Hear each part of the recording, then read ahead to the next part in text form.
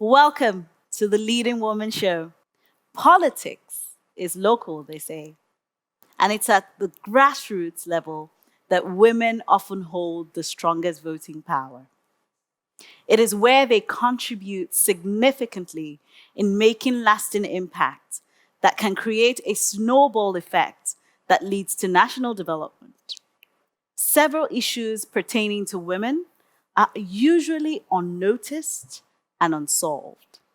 But at the grassroots level, women can bring about socio-political transformation and instill the spirit of good governance into their leaders. It's no doubt that the prevailing economic recession in Nigeria today has impacted negatively on women's empowerment and political participation. Despite all of this, there is a lot to be said and done for this group of women who have shown over and over again that they are the gateway to political success.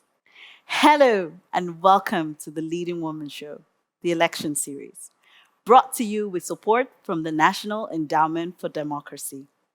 I'm Abosede Jojagan, and today we will be discussing a very important topic, the power of women at the grassroots.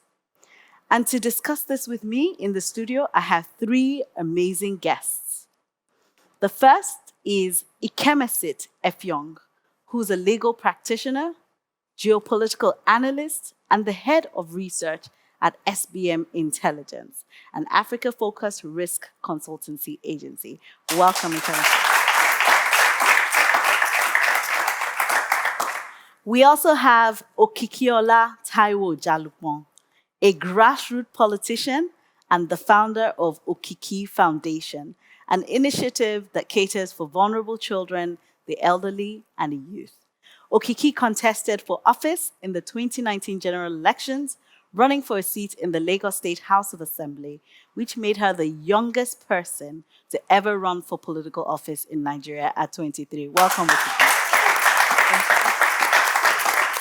And finally, we have Mr. Tolu Egbeyemi, who's a seasoned business development expert, and he's the lead convener of Inform, Organize, and Participate Foundation, a socio-political platform created to educate and empower the youth population in Nigeria.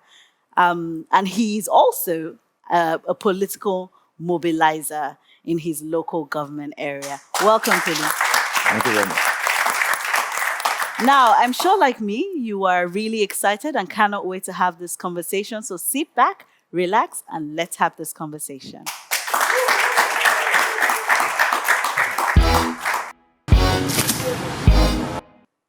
Great. Thank you all so much for being here. We're about to have a very, very interesting conversation about the power of women at the grassroots. Kemesit, I want to start with you. What does the data tell us generally about women who, are in this category of women in the grassroots? So we don't have clear data with respect to women participation as the grassroots. If you consider the grassroots to be comprised largely of the down ballot races. So you think state legislative races, political elections for such political offices at the ward and at the council level. We don't have a lot of hard data for that. What we do know is that during the 2019 election, only 3.9% of candidates for all of the major races, from the presidency down to the state governorships and also the state legislative races, were women, right?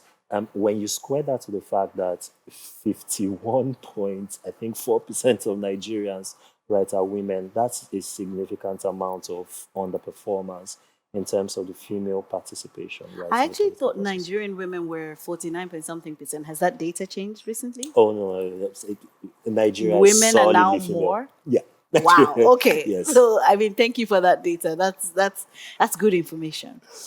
So, Okiki, let me come to you. Women at the grassroots. What can you even define that woman for us? Because I think it's really important for us. I think we all know them. But who's that woman at the grassroots and who are those women? Because we know what they do, we know who they are, but can you help us describe so that we all have a common understanding of this woman? So I think that we all have different roles as women at the grassroots. We have mobilizers, we have active politicians, we have so many of them where they strengthen themselves in different aspects. And I think that typical woman is someone who knows what her community needs and fights for it at meetings, ward meetings, national level, on different platforms. That's the woman because I feel like from the grassroots, the woman can also represent our constituency nationally.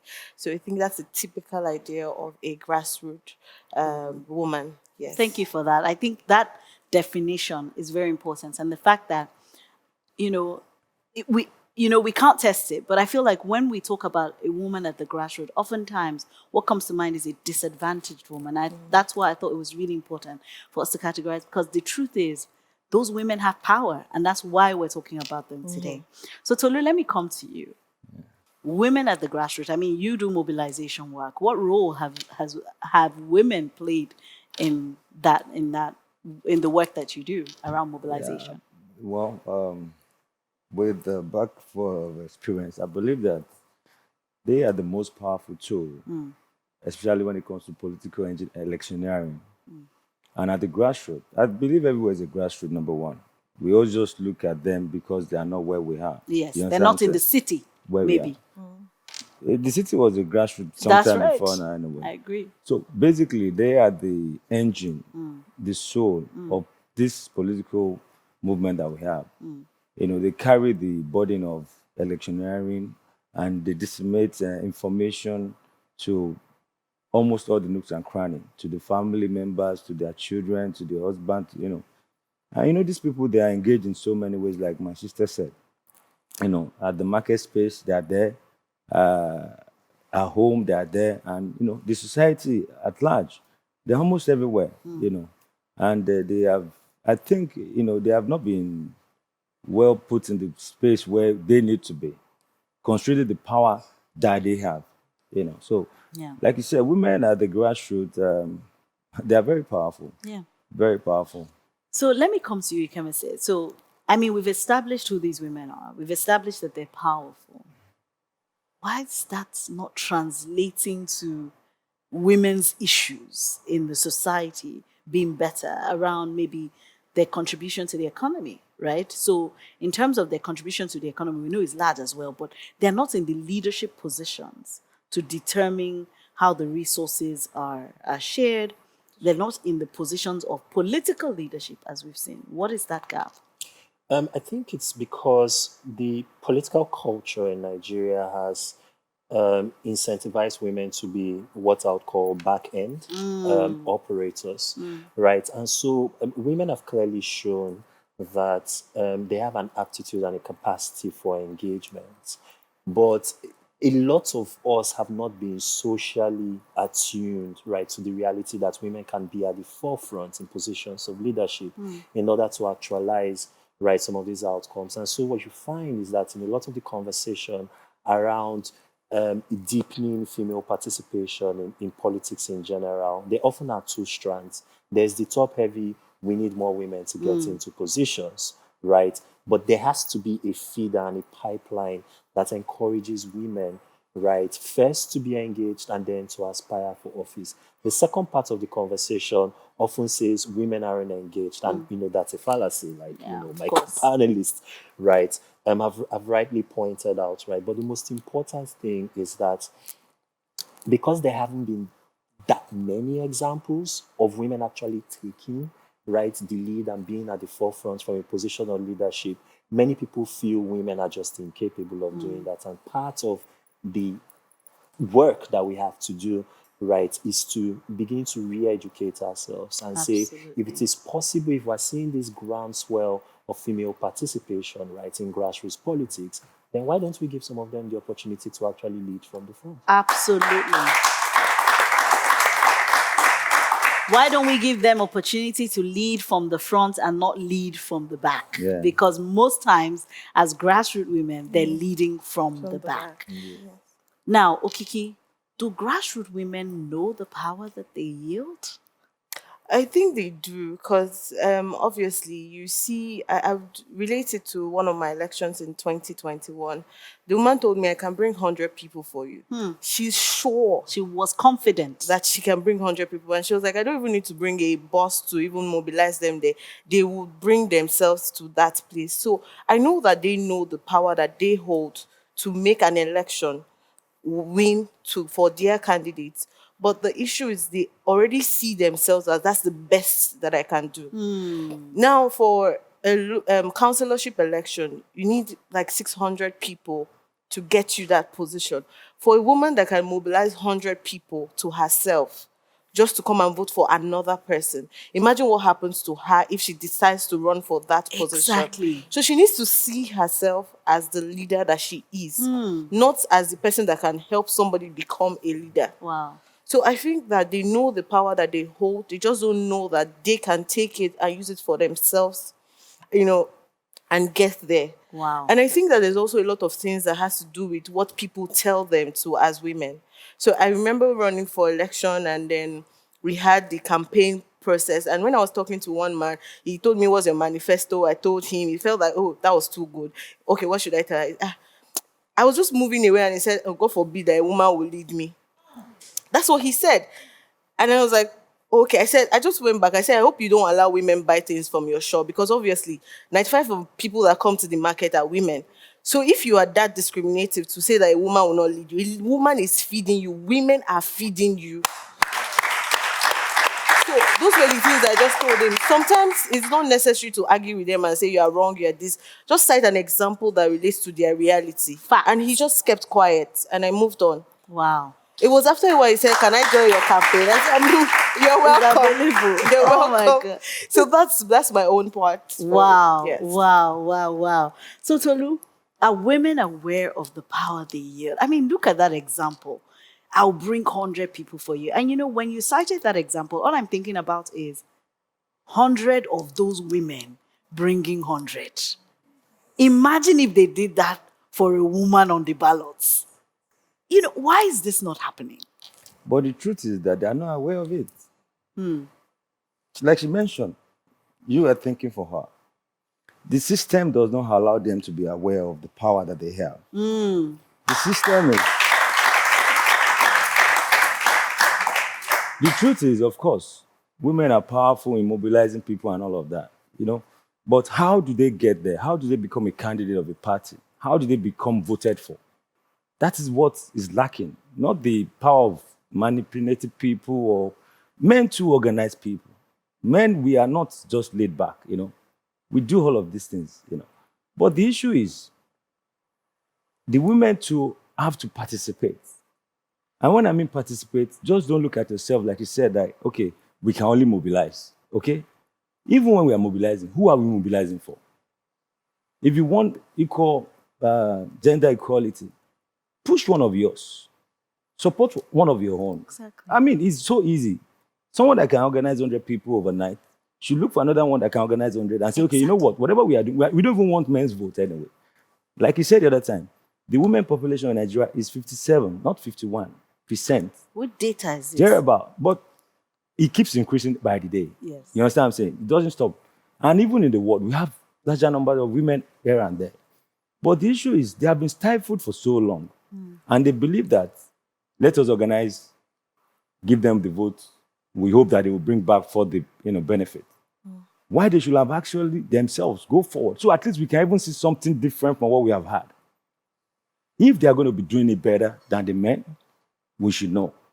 And we don't need to push it aside. In the last few years, in Nigeria particularly, we have actually done so much more than we used to do. We have had so many female political leaders that you can point to. Not elective all the time anyway, because sometimes if you look at the top managerial level of elective officers in Nigeria, they are less than 1,500. So it's a mixture of men and women. So how many are we led to go? We know that the 35%, what do you call it? Affirmative. So 35% of 1,000 is just 350. So, and we have more than 1,001 brilliant women out there. Of course. You understand what I'm saying? But the point is, Does it have to be elective positions all the time? No. It can be on an appointment basis. Let's see something different from what we have had for so long. So, sincerely speaking, in order not to drift away, women are powerful, but they don't know they are powerful. And that's the No. truth.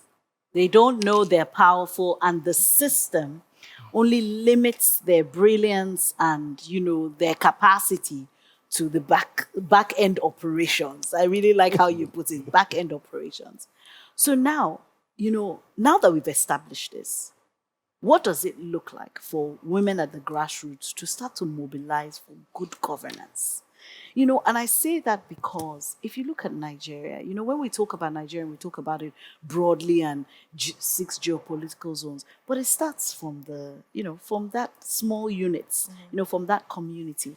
How can women start to mobilize for good governance and not just mobilize? And I say that because in the 2019 elections, 47% of the people that voted were women. It means that women voted men in, right? How can women start to mobilize for good governance and not just mobilize to get people elected? Okay, so there are two key things, right, that women can start doing, and these are easy, low-hanging fruits. First is, and this, let's not generalize, right? Women are human beings too, so there will be diversity of issues. Absolutely. There are women constituencies. Women are not a monolith. Indeed, right. But there are certain issues that cross across many platforms that if a coalition of women come together and say, we will make these our issues, right? That would not only be an organizing platform for female candidates, right, to run and mobilize those networks, right, that they have at the grassroots. It would also force male candidates to shift and move in order to marry those things, because politicians are very attuned to political incentives. And so if it is clear that in this particular area, in this particular ward, in this particular constituency, this is the issue that matters the most to voters, and it is women that are driving engagement around those issues, even the male political candidates will shift because everyone wants to win, right? An election. The second thing has to do in women doing their best. So there's a certain subset of women that are already engaged in the system, no matter how flawed and constricted it is right now.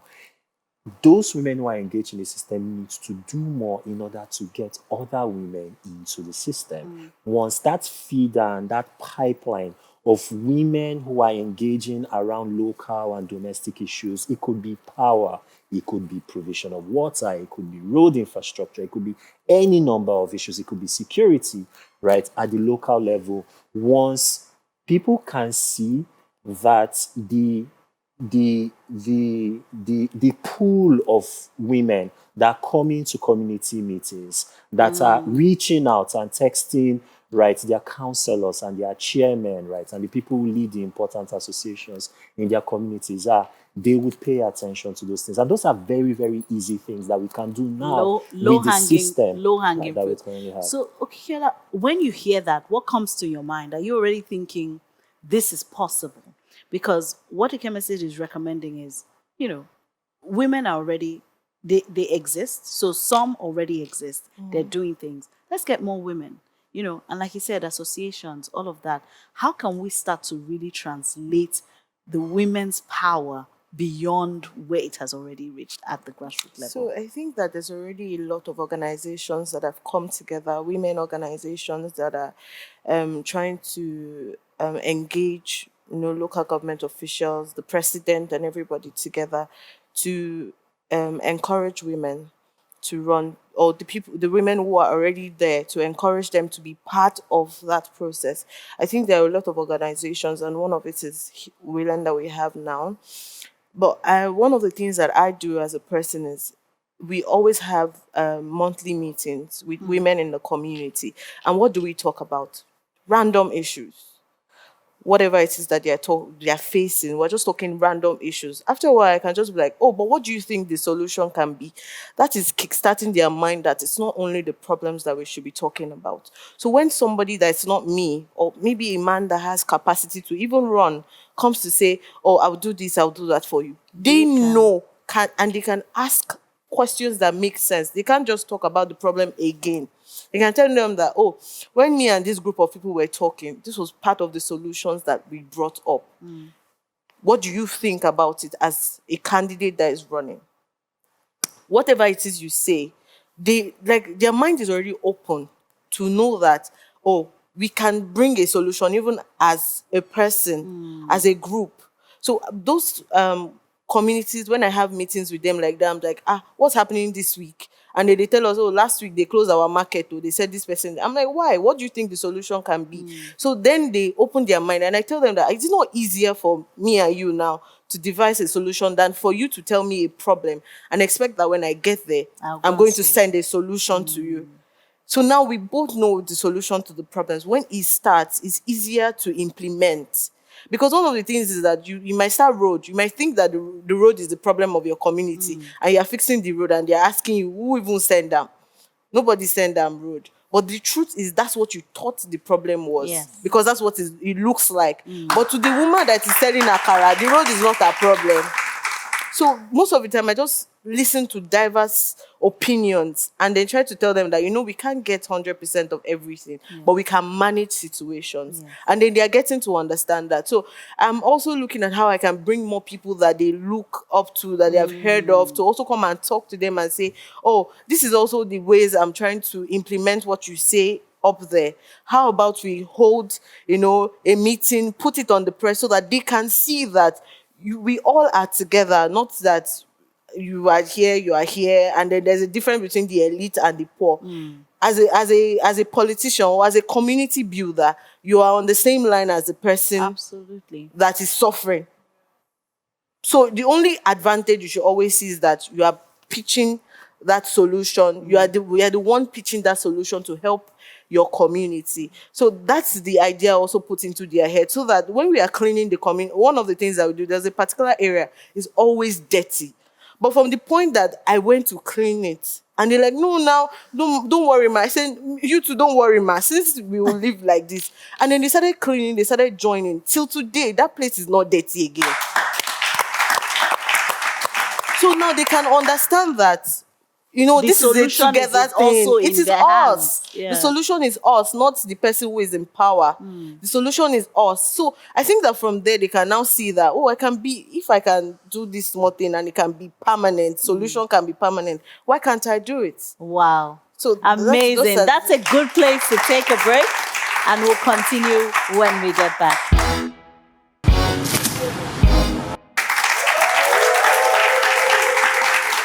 Welcome back to the Leading Woman Show. Today we're talking about the power of women at the grassroots. So Tolu, I want to come to you and start to and ask you, what is the incentive for the system that limits the power of women to change? Who's going to change that system, and what should the incentive to change that system, especially for those women to get political power? You see, the system is, all of us, we are the system. Well, we're the system. But of course, definitely, that we have a fewer member of class that enjoy the benefit of the system. And the system, if reversed and done appropriately, will not only just benefit the women, but everybody. But it gives the incentive to women to know that if I participate, I will know the results depending on the hard work I put in from the beginning. Unlike right now, a lot of women are discouraged to participate in politics because they know that ordinarily they are, not welcome to the party. So they try, the women that participate, I'll give them kudos, because there's already a backlash or a formed opinion, so to say, that don't worry, it's women. Our culture is there to fight against them. Religion is there to fight against them, communal ethos is there to fight against them. A lot of people, women don't even come out of the house in some places in Nigeria. So much less wanting to be a councillor, a governor or whatever, what have you. But the system I'm talking about is making sure that either you're a woman or a man, the process of becoming a candidate in a country must be clear, must be fair, must be credible, must be transparent. That's right.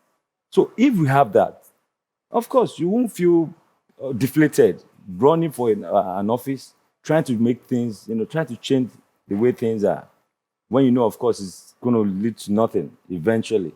So, for instance, we have preferred solutions here and there because we just don't discuss problems, which doesn't work for us. Yeah. So, the solution is how can Mrs. A in Niger Delta, Mrs. or Miss A? a woman is a woman. A woman. A lady, I just use that Yes, prefix as just in, to, how yes. can a lady, let me Yes. just say a woman, in any part of the country, come out, mobilize his people in his community to say, you know what, I would like to represent you, Yes.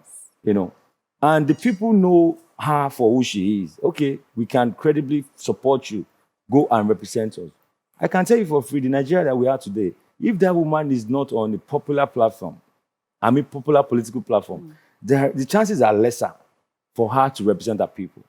So if the political platform does not reckon with that woman, the chances are lesser for her to become who she wants to become. Yeah. So, but in a state whereby there's a process to becoming a candidate, you might decide not to be in any of the major political parties. So far, your community works with you. I can decide and say, you know what, I want to be on L party to achieve what I want to achieve. The people know me and I know my people. So the point is, I would like to represent you, give them their manifestos without resorting to godfatherism or resorting to manipulating of results and all of that. So until we have open secret ballot system enshrined in our constitution as direct primaries for political parties, we will continue to run from pillar to post. Kamisi, what would you add to that? I would say the incentive for the system to change this is that the political party that decides to deliberately invest in growing female participation and women voters, who are almost half of Nigeria's electorate, sees that will be the political party who will single-handedly funnel a lot of women, not only into office, but a lot of women into participating into our elections. So the incentive is that there is a block of voters that are almost half of Nigerians. Are we speaking to them? Are we representing them? Are we mirroring their interests? The political party that takes the initiative and makes that happen would see levels of success that will surprise, right, even themselves. I think and that's the key one. The second thing, though, I should say about the system is that women also have a part to play in terms of also forcing themselves into the system. Nigeria is not without violence or with no, violence. not no. I mean, this is, I use forcing politically. No, but I say they are up course. against violence when they force. And Okiki will come and talk a little bit about that. Oh yes, sure, and certainly, right? Yeah, but women also have to continue to fight for those spaces. Yeah. Nigeria's history is replete with women and men who fought for causes that Absolutely. they believed in, right? In the face of serious violence, and they didn't back down, right? Yeah. Things like resource control, things like the democracy, however nascent and imperfect it is now, that we have now, were the result of years and years of struggle By men and yes, women. and women. And it's important, right, that women also realize that a lot of the outcomes that we want to see will not just be handed over to them. They need to continue to push and stress the system. And when the system begins to see the alignment of political incentives at the ballot box or in terms of their policy initiatives going through, and the effort and the fight by women. by women activists of all shades and stripes, we will begin to see movement. Thank you very much for that. I appreciate very, very solution oriented. So Okiki, he says we should force our way through. How are we going to do that? No pressure. No pressure. But in every group that I put together or I find myself, I always feel the need to include men. And this is not me saying that, oh, we don't need men to make this work. We need everybody to make this Absolutely. work. So when I'm talking about, oh, how can we women get there? I'm also asking the men, how can you help us to get there? Because you are the ones dominating this area. So how can you help us to get there? That's one of the things that, I do. And secondly, this issue of violence, I don't think it only happens to the women. I think that they do it to themselves, even as men. But they always expect that, oh, the first thing the woman does is to run for her life and then leave everything behind. So first, one of the things they did to me was that they bashed one of the campaign cars that I was using, and they were expecting that now she will learn her lesson not to, run again or then back down or do something. And then I moved on. I didn't even announce it. So they're like, is this girl not? Are you sure she's not That was facing any supposed to be problem? the- That was supposed to be the point Sure. where they say, oh, Yeah. she'll think about her life. I didn't do anything. I moved on. They started tearing my posters everywhere. I can wake up, my paste posters tonight. The next morning, I can't find any of my posters again. And I'm like, almost 200,000. I just wasted. But what did I do? I just said, okay, so how do I help myself? Because these people are only trying to frustrate my efforts. How do I help myself? I started talking to so many people. And I would say this, that I appreciate the efforts of men financially and women when they mobilize. So you see the balance there. Financially, a lot of men helped me to bring posters, and then I didn't have to even pay for one again. So they just told me, when they tear it, we'll replace it. The one that did blue color, red color. Everything. Coco is you are out Your there. face is there. So financially, they helped me. I came third in the election in 2019 for a first time for a first time candidate, and I was the only female. Osho Disolo, historically, before you even get to the candidacy, they have already whipped you out. So the fact that I was able to get to that point that, oh, somebody can vote for me, I had a lot of women, old women, that were calling me, what's the name of that your party again? This is a party that was not recognized in any way. So there's a balance there that, oh, so women can do this, men can also do this together.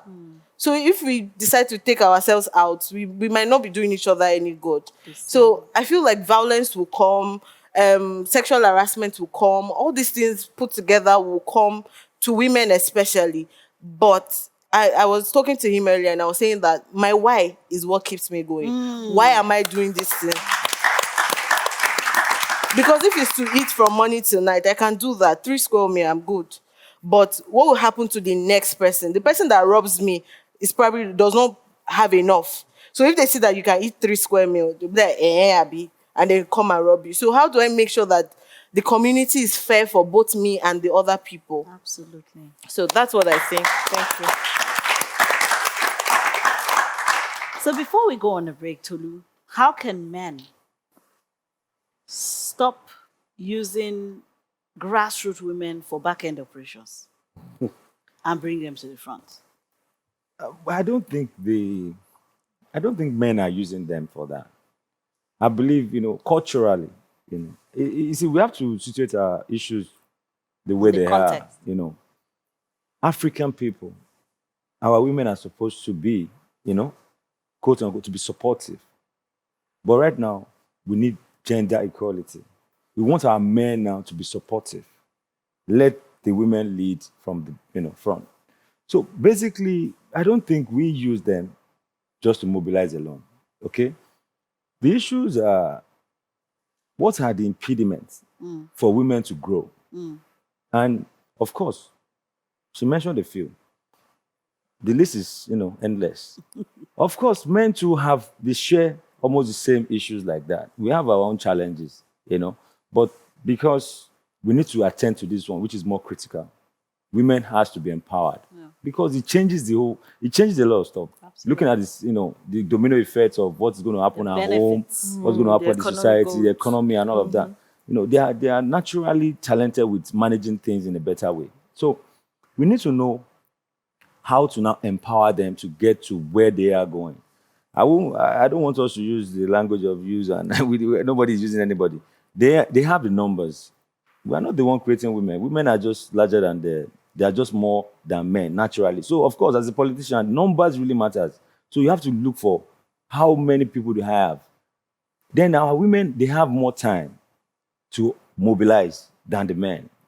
So basically, I believe that the men should support women that actually have intention of running. The difference is when you're talking about 35% affirmation, like my panelist said the other time, it shouldn't just be dropped on their laps because you are a woman. There must be a zeal for you to serve. There must be intention, the whys. Why am I serving? Why do I want this one? Because you're a woman does not qualify you to lead. Like I tell all my younger people, my peers, and say, not too young to run is not for young people. We are not asking for responsibility because we are young. We're asking for responsibility because we want to serve. So to drive the women folks forward, the men needs to support them with whatever it is that we think we can do financially, then freedom. You see, thankfully, if you find women that are actually nursing a baby, you know it's more difficult to have that time on your hand doing politics at the same time. Some have to actually leave the family where they are. Some are married to people outside of their constituency. So the challenges are so enormous. But as a man, I believe if I have women like that in my, circle, all I need to do is support them, either financially, either with my, emotionally. Give them some word of support. Don't worry about this. Go with them to their rallies. Provide posters, like my sister said. Provide a few things, and before you know it, it's become a very equal society, at least so to say, to an extent. Yes. But it is very important that we understand that the women, themselves, they hold the key to receiving the support. So, so what that means right now is that there is a compassion for women that striving. You want to run for councillorship, you want to run for chairmanship. There will always be uphill task here and there. Drop all those togas. Go for it. If you don't buy the ticket, you can't win the raffle. So go for it. Then wait if the men will support you. We are ready to support the women. So that is I'll it. hold you to that in 2027. Yes, I will. Exactly.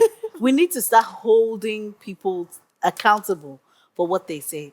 So now, let's talk a little bit about, women's political leadership, right? And how, if you look at the grassroots, how can we, and okay, I think you've already, how can we just, remove that major blocker of even counselor? How do we start to bring, I don't want to say, it's like a partnership between women at the grassroots and other women. How can we start to bridge that gap in a way where it's not us and them, right? And I don't know if you experience that, but let me start with you. Let me ask you, Kemesit, how can we bridge the gap? So it's not us versus them, because it's almost like if I have knowledge, I have understanding, influence, resources, why can't I go and take those numbers and work for me, for example? How do we bridge that gap? So I think one of the things that often doesn't get stated, right, in this, and Okike, I think, is a brilliant physical representation of that, is staying power, right? Nigerian politics is so hierarchically structured that there's an unspoken turn by turn arrangement that's embedded in so many political interactions, right, in this country. So you think about the three candidates, for example, that are on the ballot box. They've been involved in politics in one shape or the other for two of the candidates since the 1980s, for one of the candidates since the late 1990s and the early 2000s. That's a level of staying power that requires resources, it requires experience, it requires you building coalitions and relationships right and center. Whether you agree with their politics or not, there's a level of longevity that you have to bring to the game that you, as a woman aspiring for office, you can't think that you want to prepare for 2027, for example, and you're starting out in 2024, 2025. You're already 7-8 years behind the curve, right? There are people who are going to run for office in this country in 2027 and 2031 and 2035, right, who are paying the price now. So your work, right, starting off the bat right now, there's probably a 10 to 15 year timeline before you see some of the output, which is why I said earlier, we have to grow first the pipeline and the feeder lines of women getting into the system so that we have a situation where when we are looking for candidates, we know, Titi has been involved in this particular moment and this particular moment and this particular agitation and this particular issue. Bossy has been championing this particular cause for 8 years. People can look at you, they can see a track record, and then by the time it's apparent to them that you've been in the game for a long time, it's a no-brainer. They have no choice than to tell you, okay, you know what, you've been doing this thing for 8-9 years. Come on, run. That's a good time to take a break. And when we come back, we'll go to the audience for questions. We'll be right back.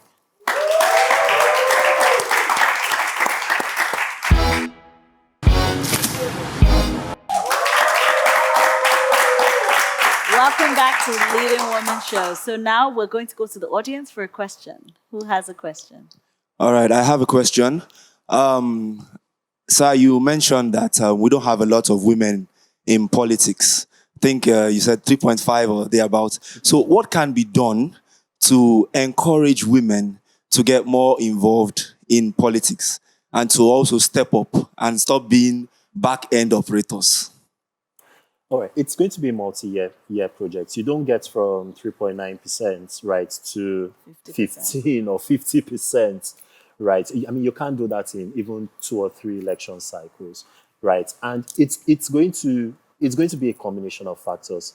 First, through the educational system, but also in our homes, we need to make political office, aspiring for political office, a viable career path. It's very hard for you to hear kids, for example, say, I want to be a politician when I grow up. I think, okay, I don't think growing up you said you wanted to be a politician. So, we need to begin to train and acculture women. We do it for, our boys and our sons almost instinctively, but with women, it has to be more intentional.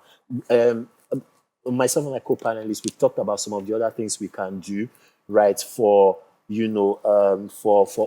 older women, for example, in terms of engaged women taking their sisters, taking their friends, attending meetings, the same way you tell a friend, there's this event we're going for, there's this wedding, there's this community event that is happening, let's go. In my community recently, we had a back and forth with the waste disposal company that manages our waste. And it was really inspiring for us that a lot of the engagement came from women who are like, we have a community meeting with these people. They will go around knocking on doors. And this is a comfortably upper middle class neighborhood. So this is not Ajegunle or anywhere, right? And if you have any experience with higher income Nigerians, they can be some of the hardest people to mobilize for any outcome, right? So doing that for more bread and butter community events, right? Supporting civil society, right? And NGOs, educating yourself, right? There are a wealth of materials,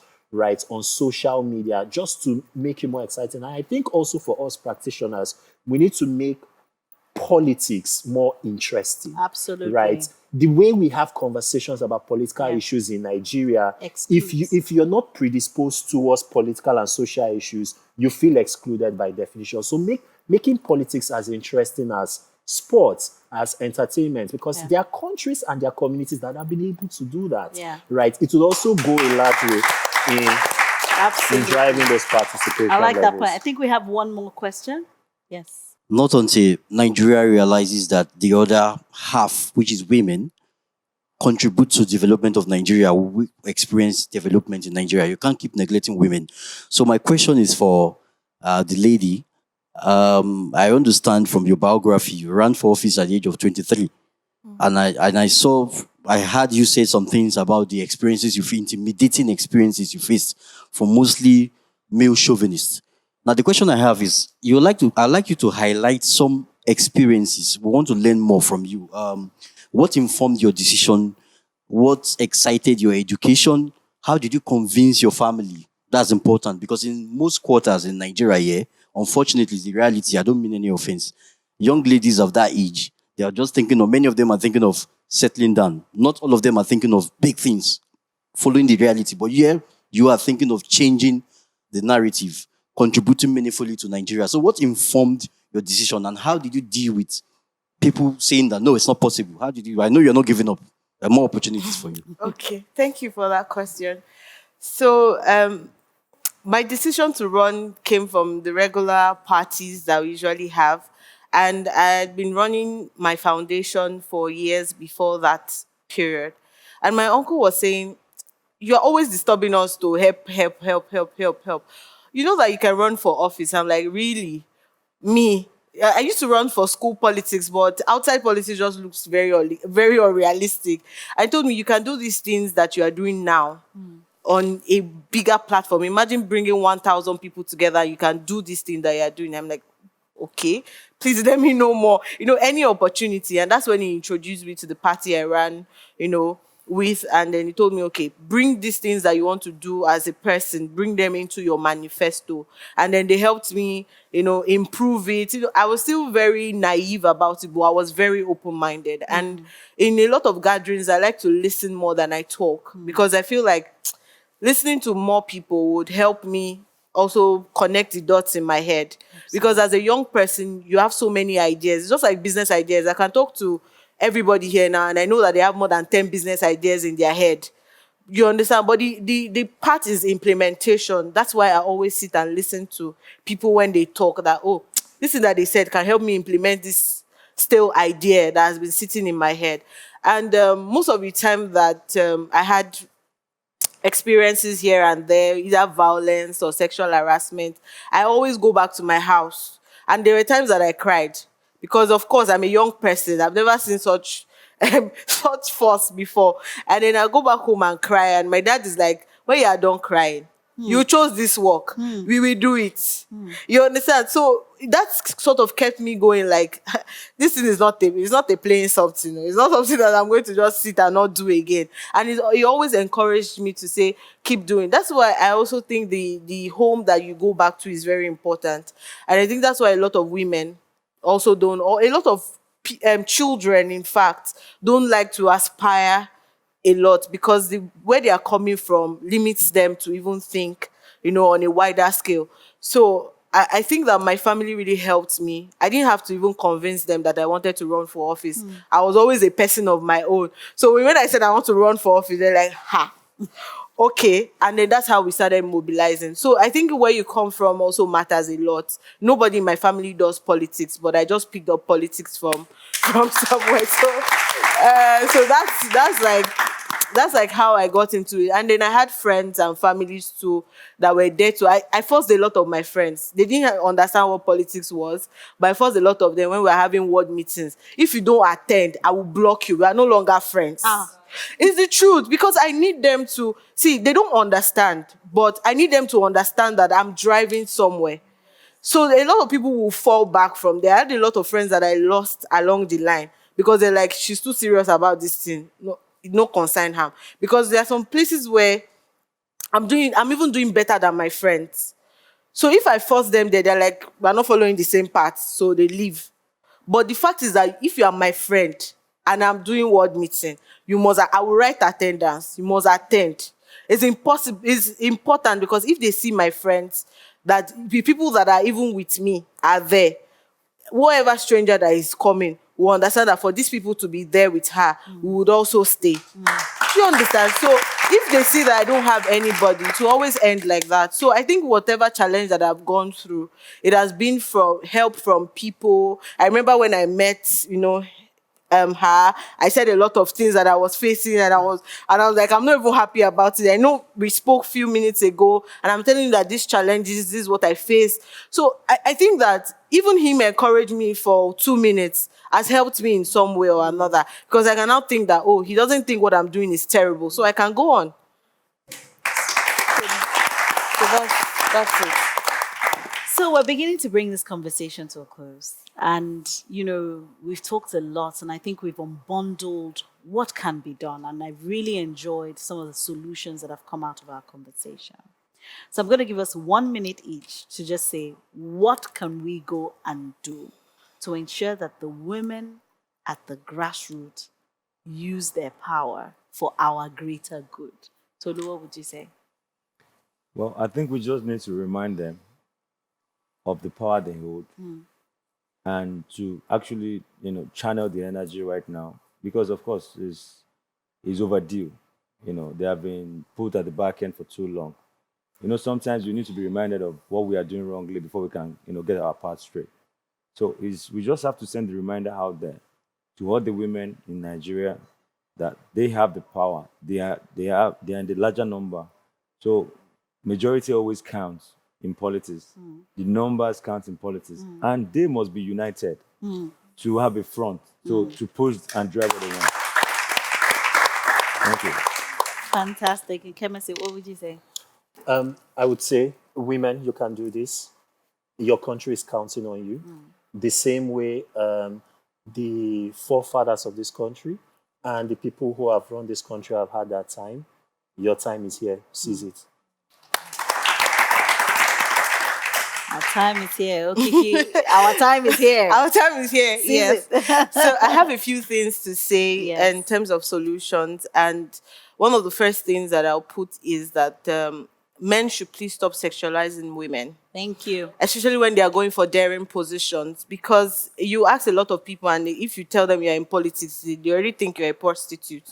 So, and this is because a lot of, so I think that if men stop sexualizing women, we can have like a better opinion about women that want to go for daring position. And it's not just politics. Even say you want to go for a managerial position, they're already thinking you have to sleep with like 5 MDs to get there. So I think that's number one. Number two, I think women should stop being afraid.